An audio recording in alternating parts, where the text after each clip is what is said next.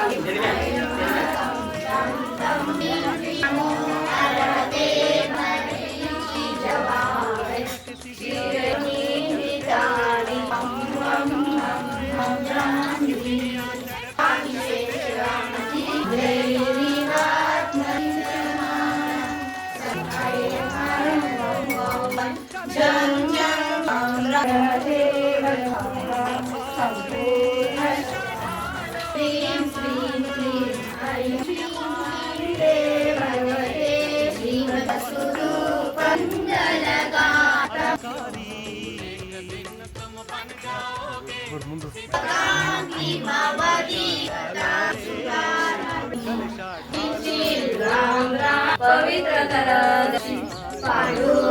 कांति मवदीरयत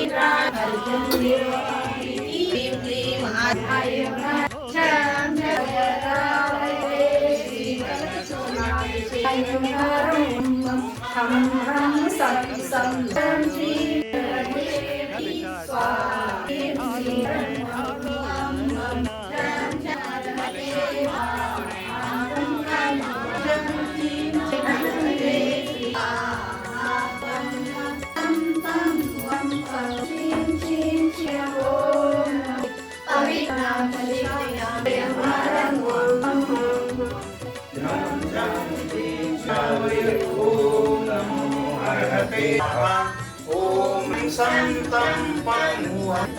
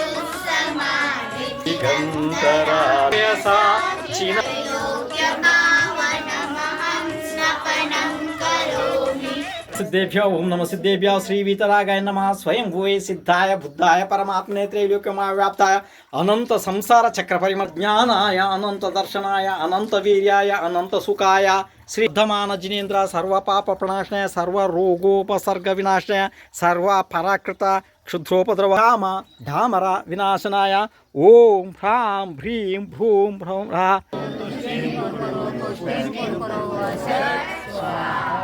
संपूजकानां प्रतिपालकानां यतीन्द्र सामान्यता